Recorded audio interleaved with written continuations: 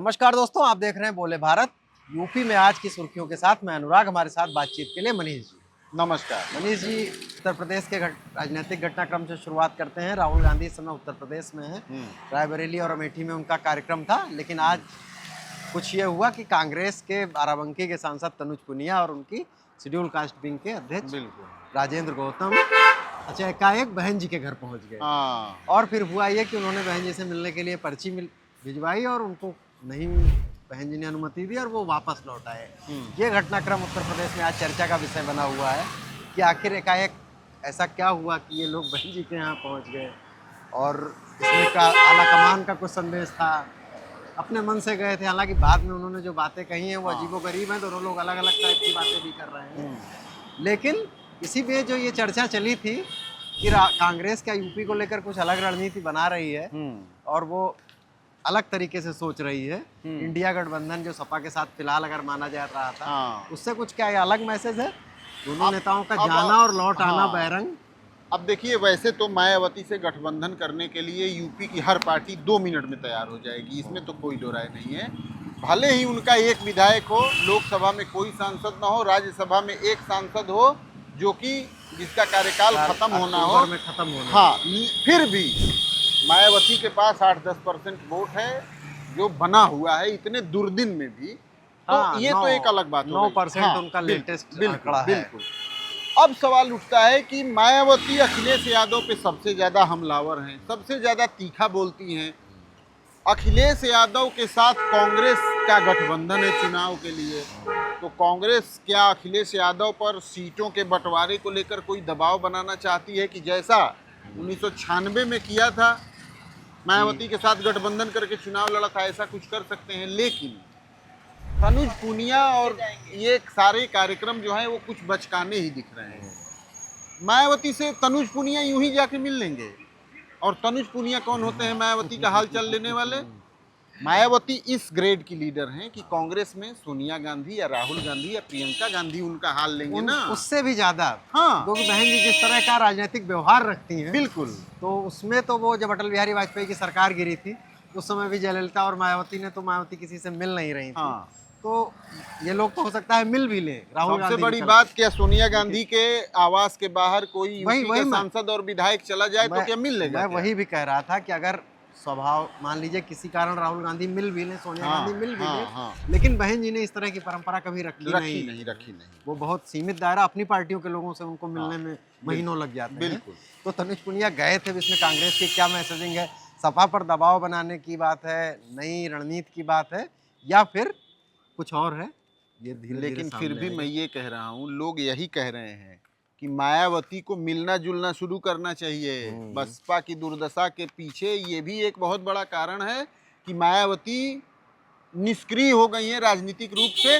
जो ये कहा जाता है कि खाली ट्वीट से पॉलिटिक्स चल रही है, वो सबसे ज्यादा किसी पे लागू होता है तो मायावती और बसपा पे लागू हो रहा है। प्रेस कॉन्फ्रेंस और ट्वीट। हाँ, ट्वीट के अलावा कुछ नहीं होता है। यदि तनुज पुनिया पहुंच भी गए, एक्सीडेंटली पहुंच गए, और यदि आज मायावती उनसे मिली लेती क्या ही घट जाता। सही। हालांकि बहुत सारे मतलब निकाले जाते हैं उस बात के। लेकिन अब इससे ये भी मतलब निकाला जा रहा था कि कांग्रेस तो आपके द्वार तक पहुंची। बिल्कुल। हम दलितों के इतनी बड़ी मसीहा से मिलने गए, लेकिन हमसे मिली भी नहीं। लेकिन चूंकि मायावती हमेशा कांग्रेस पे भी दलित विरोधी होने का आरोप लगाती रहती हैं। अभी हाल में ही उन्होंने कहा था कांग्रेस के बारे में, जब अखिलेश यादव ने पीडीए दिवस वगैरह मनाने का ऐलान किया था, तब कांग्रेस पे बहुत दलित विरोध का उन्होंने वो किया। कांग्रेस ये कह रही थी कि कांसीराम को भारत रत्न दिया जाए। और कांग्रेस के एक सांसद से वो मिल नहीं, ये पॉलिटिकली सूट नहीं करता। हाँ, ये तो राजनीति के साथ बदलता रहता है। खैर, कांग्रेस वाली ही बात पर रहते हैं। राहुल गांधी उत्तर प्रदेश में, रायबरेली अमेठी में उनके बहुत सारे दौरे हैं और कल से उन्होंने कई सारे कार्यक्रमों को संबोधित किया है। एक बारात घर का उद्घाटन भी उन्होंने किया और वहाँ के रायबरेली के एक गाँव में एक बहुजन स्वाभिमान सभा से करके बैठक भी हुई। उससे पहले मीडिया से बातचीत में उन्होंने कहा था कि देश में आर्थिक तूफान आने वाला है। और कई एक बैठक में उन्होंने ये भी कहा, प्रधानमंत्री और गृह मंत्री के लिए कुछ थोड़ा आपत्तिजनक भाषा जैसा इस्तेमाल किया और कहा कि अगर ये आपके सामने आए तो इनसे ये कहिए। इसको लेकर भारतीय जनता पार्टी के नेता भी बहुत गर्म हैं। लेकिन उन्होंने ये जो, हालांकि वो दिल्ली में भी ये कह रहे थे कि देश में आर्थिक तूफान आने वाला है, उन्होंने यहाँ तक कहा कि प्रधानमंत्री फिर कोरोना की तरह रोएंगे, गिड़गिड़ाएंगे। लेकिन आर्थिक तूफान से देश को बचा नहीं पाएंगे। हाँ, और वो इस सही तरह बात की है। अब बातें देखिए कही। राहुल गांधी ने जो बयान दिया है उस पे भाजपा के नेता एक एक करके अब पलटवार कर रहे हैं। राकेश त्रिपाठी जो भाजपा के प्रवक्ता हैं उन्होंने भी राहुल गांधी के बयान पर अपना पलटवार किया है और उन्हें बताया है कि राहुल गांधी दरअसल मानसिक संतुलन खो बैठे हैं। उनका सुन लेते हैं। राहुल गांधी मानसिक संतुलन खो बैठे हैं, बहकी बहकी सी बातें कर रहे हैं। उनकी भाषा, उनके भाव, उनकी भंगिमा ये बता रहे हैं कि कांग्रेस पार्टी आज कितनी दुर्दशा में है और इसीलिए लगातार वो आपत्तिजनक शब्दों का इस्तेमाल कर रहे हैं। हैबिचुअल ऑफेंडर हो चुके हैं, बार बार कोर्ट की फटकार पा चुके हैं, कई मुकदमे उनके खिलाफ पंजीकृत हैं, लेकिन देश के विपक्ष का नेता इस प्रकार की भाषा का प्रयोग करे, देश स्वीकार नहीं कर सकता है और राहुल गांधी को इसका खामियाजा भुगतना पड़ेगा। पूरी कांग्रेस पार्टी को इसका खामियाजा भुगतना पड़ेगा। उनका सुन तो लीजिए, लेकिन इसमें यह है कि राहुल गांधी थोड़ा और आगे बढ़ जाते हैं। हाँ। पलटवार वही रहता है। हाँ। मानसिक संतुलन खोने वाली बात ये लोग कई बार कह चुके हैं, लेकिन राहुल गांधी जिस तरह से 2 दिन से एक्टिव हैं और तेजी इन्होंने पकड़ी है, तो ऐसा भी लग रहा है कि हो सकता है कि कांग्रेस अपने बलबूते कुछ करने की बिल्कुल ठीक बात उत्तर प्रदेश में सोच रही हो। ठीक बात। इसके साथ अगली खबर पर आ जाते हैं। भारतीय जनता पार्टी की खबर को ले लेते हैं। भारतीय जनता पार्टी के राष्ट्रीय अध्यक्ष नितिन नवीन भारतीय जनता पार्टी के उत्तर प्रदेश अध्यक्ष पंकज चौधरी से मिले। और जैसा कि इन मुलाकातों में होता है, संगठन महामंत्री धर्मपाल भी थे। अब ये चुनावी साल है तो इसकी बहुत सारी डिकोडिंग्स होती हैं ऐसी मीटिंग्स की, और होती भी मीटिंग्स इसीलिए हैं, कोई संयोग बस नहीं होती हैं। बिल्कुल। उत्तर प्रदेश में भी मंत्रिमंडल विस्तार हुआ है और तमाम चीज़ें तय की जा रही हैं, तो हो सकता है इस बैठक में क्या देख रहे हैं। देखिए संगठन के 4 महत्वपूर्ण लोग थे। सेंट्रल जो इनका ऑर्गेनाइजेशन है उसमें नितिन नवीन पार्टी के अध्यक्ष हो गए भाजपा की तरफ से, और संगठन महामंत्री BL संतोष हो गए संघ की तरफ से। ये 2 थे। इधर से स्टेट यूनिट से पंकज चौधरी थे और धर्मपाल थे। तो अब काम क्या बचा हुआ है भाजपा संगठन का? भाई पंकज चौधरी की नई टीम नहीं बनी है अभी तक, इसी बात को लेकर चर्चा हो रही है। और जब भी दिल्ली में कोई मुलाकात होती है या दिल्ली का कोई नुमाइंदा लखनऊ में मीटिंग के लिए आता है, महामंत्री वगैरह या प्रभारी वगैरह, तो इसी की चर्चा चलती है, क्योंकि कैबिनेट विस्तार हो गया, मंत्रियों के विभाग मिल गए। अब बचा है कि पंकज चौधरी अपनी नई टीम का ऐलान कर लें इलेक्शन से पहले। तो क्योंकि 5-6 महीने हो गए उनको अध्यक्ष बने हुए अनुराग, तो बहुत संभव है कि संगठन के लोगों ने मिल बैठ के बात किया है, तो कोई नई टीम जिसमें सबसे इम्पोर्टेंट होता है मोर्चों के प्रभारी, मोर्चा अध्यक्ष, 2 बहुत की पर वो हैं, पोस्ट हैं।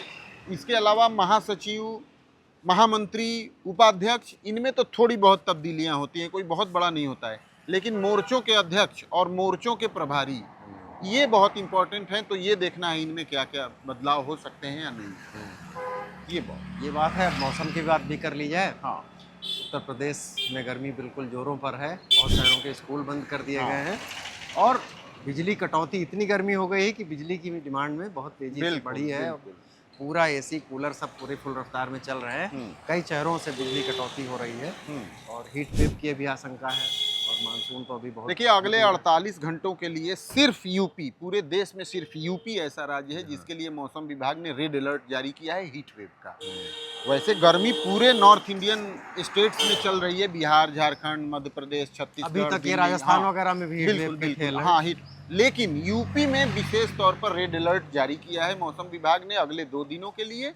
22 तारीख के बाद थोड़ी सी इस तपिश में तलखी इसकी कम होगी, लेकिन अभी यूं ही चलता रहेगा। रात में भी आपको लू का ही एहसास होगा। 10-11 बजे भी ऐसा लगेगा जैसे रात में उमस बढ़ी है। उमस भी बढ़ी है। लेकिन फिलहाल कोई बारिश वारिश नहीं है, कोई प्री मानसून सावर भी अभी देखने को नहीं मिला है मौसम विभाग के अनुमान में। नहीं, प्री मानसून सावर उसके पहले से। और सबसे खास बात कि यूपी में मानसून लेट है।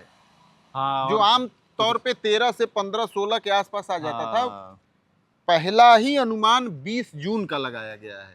18 कहा जा रहा था, वो अब 20 हो गया है। तो ये आगे भी बढ़ सकता है। और तब अनुराग, तब जब केरल में 4 दिन पहले 5 दिन पहले मानसून हिट कर रहा है, उसके बावजूद उसके बाद और कुछ ग्लोबल फैक्टर्स की भी बात हो रही है जिससे कह रहे हैं कि मानसूनी विंड्स कमजोर होंगी। हाँ, बिल्कुल। तो देखिए मानसून आते आते खैर आ ही जाए तो बेहतर ही होगा, गर्मी से कुछ राहत मिले। तो यूपी में आज की सुर्खियों को हम यही विराम देते हैं। कल फिर नई सुर्खियों के साथ मिलेंगे। देखते रहिए बोले भारत, अपनी राय से भी अवगत कराइए। नमस्कार, धन्यवाद। नमस्कार।